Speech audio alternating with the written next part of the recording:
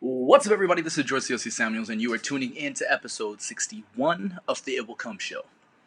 Now, today, we are going to be talking a little bit about, well, of course, just some news that's been happening over the last 24 hours, right? But primarily, we are going to be talking about how people at the moment, illusions, right? People at the moment, I'm finding across Twitter, social media in general, there's a camp of people who are looking at this current pandemic with COVID-19, coronavirus, as a hoax, right? People who are looking at it who distrust the government and distrust news and media in general, they are seeing it as something, as a propaganda play, and that all of this, staying at home, etc. stuff is unnecessary. Now, I can actually really understand why people think that, but let's just take a look at some things. So, I'm sure you've heard some people talk about this, right? How COVID-19 is not really that much. Is not really that dangerous compared to the common flu.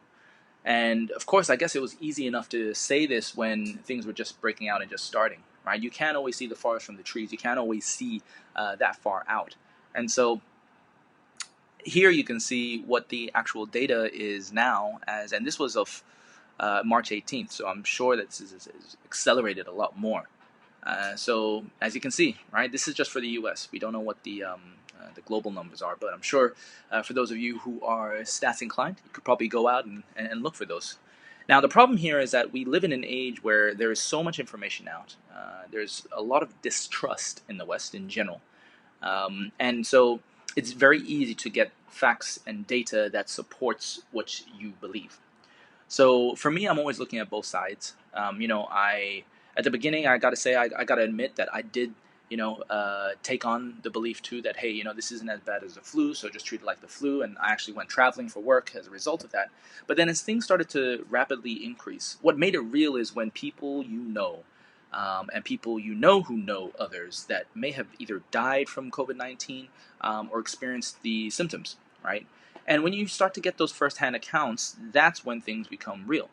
Right now, I think a lot of the people who are still, sort of denying everything, they sound no different to people who are. Sorry, I just realized that we've got the chat function of this entire live stream working, so that's great. So I just had a friend named Adam say hello, so hi, Adam. But yeah, in general, just seeing how right now people who are denying things about COVID-19 sound very similar to people who denied climate change. And it's not, I'm not taking away anything when it comes to, the stats, right? It's always important to keep things in perspective. But there's a danger in sort of being, sitting in your ivory tower and giving out those sort of comments. Because I remember when I was doing customer support, right, we would have people on the front lines say that particular problems kept coming up and that we felt like they needed to be addressed. And then when we would sort of bring it back to headquarters, the people who were not on the front lines would say, well, statistically looking, this is only like 2% of our actual problems. And so they didn't really take it seriously. The thing here is that those on the front lines can also get an idea of what is going to be happening in the future as a result of things that they might be feeling or experiencing on the ground. So just because statistically things are not showing right now that it's bad, doesn't mean that you can't have a preventative outlook or take preventative measures, right? Because if something doesn't happen, then people just go, oh, well, you see, it wasn't as bad. But people don't take into account the preventative measures that might have taken place earlier on to prevent that from happening, And this is the difference that I find between, say, Western and Eastern philosophies, which is what you're currently seeing out in the market, right? And in the globe, right, we're seeing the clash between, actually, in my opinion, Western and Eastern philosophies, right? You see in the East, right, it was very much, many countries were able to stop things early, take preventative measures, and for many in the West, sounded very draconian, take those preventative measures and prevent, actually control and contain.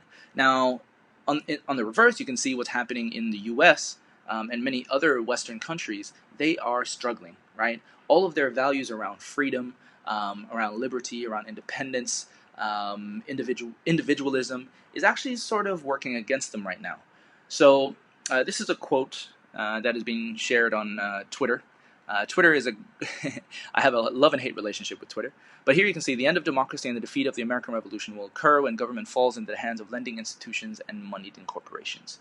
So as a result of everything that's taking place, it's really increasing tension between the people and its governments. There was an article that was circling about, I'm not too sure, can't remember if I talked about it yesterday, about how essentially what has happened now is that the U.S. Treasury and the Federal Reserve have somehow combined. And what this means is that the new, essentially, chairman of all that is Donald Trump, which has put an unprecedented amount of power into one person and one group, unlike anything ever before. And all of this is happening sort of openly, but because there's so much attention elsewhere, right, say on the coronavirus, these things you also need to pay attention to because it will have huge ramifications in the future. But how this ties into COVID-19 and what I was just talking about in terms of the clash between philosophies. In the U.S., you would have seen the rise in populism around and socialism, right? There's been a huge sort of uptake in, especially the younger generations, of people who are fans of socialism and are wanting more of a democratic socialism. But there's something that you should look up if you haven't already heard about this. It is called The Tragedy of the Commons. So if you haven't heard of The Tragedy of the Commons before, it's essentially like a cautionary tale, right, of what happens when you sort of just try to even the playing field for everybody. I personally, once upon a time in my uni days, I probably was a fan of this, but the more I learned, the more I understood, it actually becomes unequal for people. If you've ever been in a work environment where, everybody sort of gets rewarded for everything, then you actually don't feel motivated, right, to do better because, everybody's going to get sort of the same reward for whatever effort. And this goes back to sort of in our education system, there was a trend of the participation award, right? Everybody needs to get an award because we needed to make everybody feel included. But you often hear me talk, right, a lot about wolves, and there's merit in meritocracies. I think there's been a lot of experiments for governments and nations around meritocracy, Singapore being one of them, and many other mighty civilizations. But it's very interesting because there's always a trend that it might start off very noble and meritocratic, then it will end up in as something more socialist. And I'm always looking at the balance between individualism and collectivism. I don't know if we can ever have that, but I definitely do see swings between that, right? And I think it's all about extremes. You go too extreme to one side, and you snap back to the other side.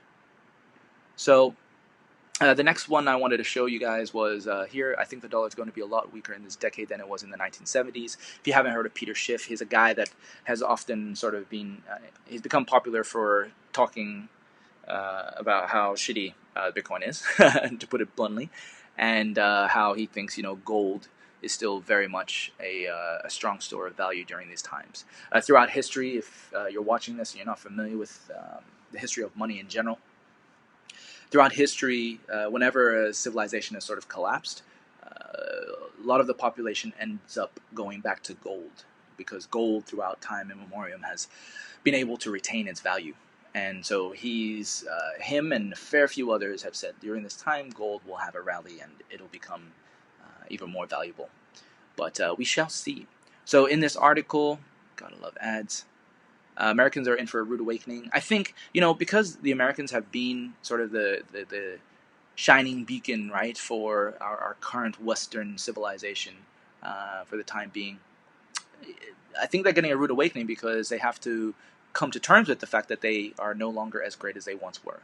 Similar to the Greeks, if anybody's been to Greece, there's a lot of sort of lamenting over the past, and it's good to be proud of your history, but it is also history. And I think one of the things that I've been a big proponent of is essentially I feel that a lot of power is going to shift from the west to the east. Despite what we see going on in the world right now, and despite the fact that the U.S. is still one of the biggest superpowers, I think over time it's just the pendulum's going to swing back. So yeah, again, as always, I will share these articles for those of you that are interested. The reason why I talk a lot about the economic side is because actually, I never used to be a big finance or economics or money person. But when I started learning about the history of money and how it ties into so many other areas of our society, right? Money makes the world go round. It really started to make me more interested in the dynamics between money and everything else. And I think people who fail to learn about it or understand, they are completely dumbfounded when things like this happen. And it's such a shame. I really think that it should be taught in schools, just the basics of money and the history of it, because you'll be surprised by just how many conflicts and how many issues in our world have an element of money being part of the root cause. Not saying that money's evil. I'm just saying that the way that we use it. So there's that. Another thing I wanted to share too is that if you've been following along, right, or if you're part of a workplace that has been using remote tools, right, to work better together, Slack is one that I've been using for a long while. It's similar to Microsoft Teams. Microsoft Teams kind of took the same idea concept. And fun fact, Microsoft actually almost bought Slack out, but they decided to compete instead. And I just wanted to share this article for those of you who are, of course, find yourself working from home. These are some really good bots for Slack. And if you haven't tried Slack out, just go to slackhq.com or slack.com. And one of the bots or integrations, it's similar to sort of like your Chrome extensions, is, if you use Zoom, you could actually just pull up Zoom straight away from within a Slack conversation. Here for sharing video, Loom, I love Loom. It's great for recording instructional videos and how-to guides. Stand-Uply, so if you're familiar with the sort of agile Scrum methodology, where essentially every day your team, gets up and stands up and asks each other, what did you do yesterday? What do you plan on doing today? Any obstacles? This provides you with a simple bot that asks everybody in their own time zone. You answer it, and it publishes into a single channel. Clockwise is just it allows you to sync your calendar with your Slack status. This one, Donut, I remember talking to the team at Donut a little while back.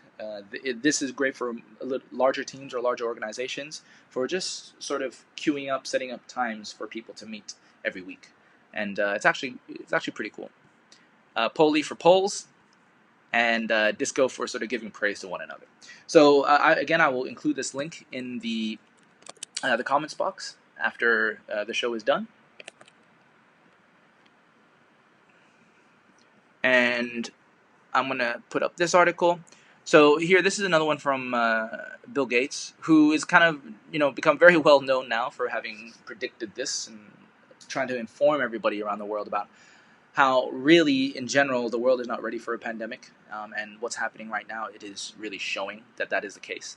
And so, now we obviously have the issue or the situation that we are in. And he's saying the trouble with the U.S. right now is that because they don't have central planning and they aren't able to get their country to rally together quickly, easily, and centrally, the state-by-state shutdown approach is not working, and it won't work, right? You compare that to places like in Asia, right, where people often, especially in the West, would like to criticize the East for being either draconian or centralized or not having enough of a democracy.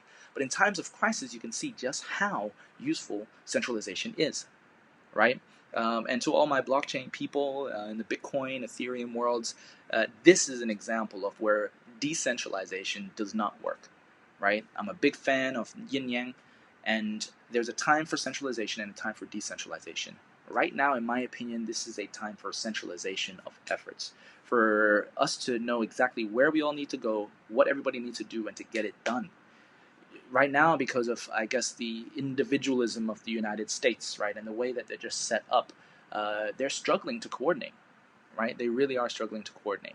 There's a lot of great efforts, good things happening, but again, it's just highlighting the tension between sort of belief systems in the world, and it's just so fascinating to watch and see.